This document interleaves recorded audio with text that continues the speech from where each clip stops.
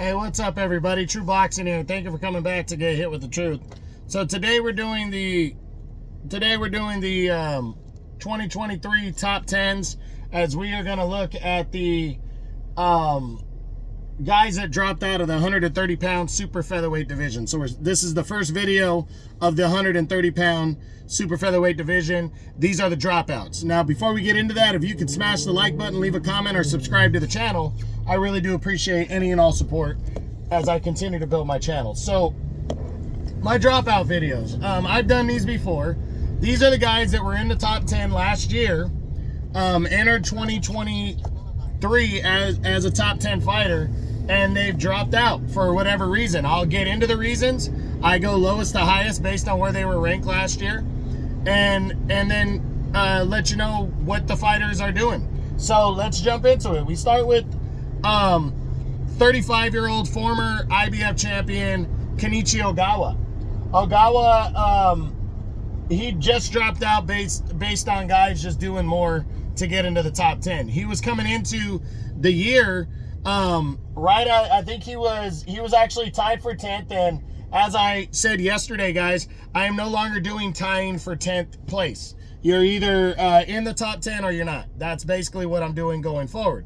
But Ogawa was tied for 10th after he had gotten surprisingly knocked out by Joe Cordina in June of last year. It was a brutal second-round knockout, an upset, and he didn't do anything after that. Well, he did return. He got 2 victories this year, one by knockout. He's still ranked, I think he's number 4 in the WBA. He's number 5 in the IBF. So I think Ogawa will get opportunities this year. He fights for Matchroom and Eddie Hearn. So I think he'll get opportunities to climb up the ladder and get back into the top 10. We just got to wait and see what happens. So that's Kenichi Ogawa. Then there's former WBA champion, 28-year-old Roger Gutierrez. Gutierrez entered the year at number 8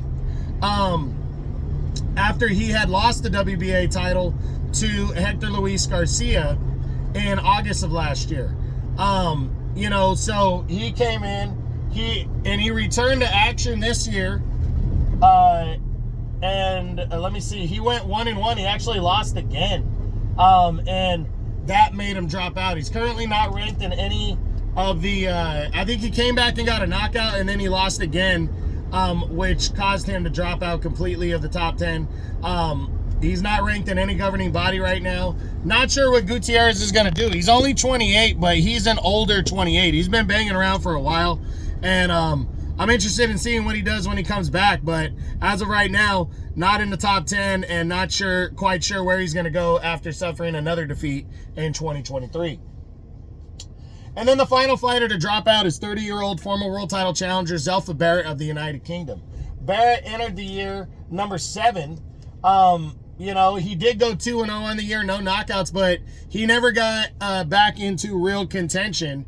And after really considering him, for a top 10 spot, he was right there in the mix for the final spot. Just based on what he has done, I couldn't put him in, because in reality, the most he's done the last 3 years is he has a kind of a so-so decision victory over Kiko Martinez, and then he fought Shavkat Rakhimov last year for the vacant IBF title, did well, put Rakhimov down early, and then was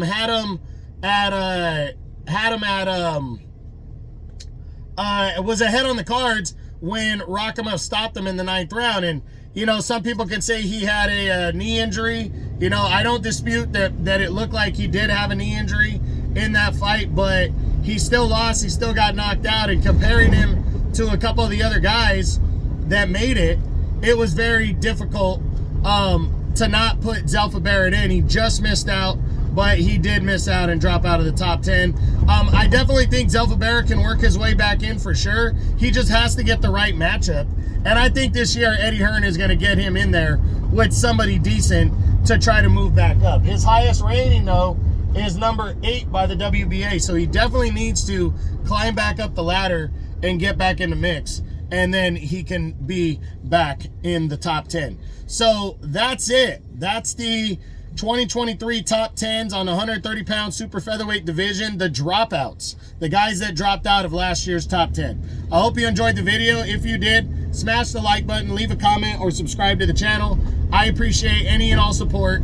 This is True Boxing. You've been hit with the truth.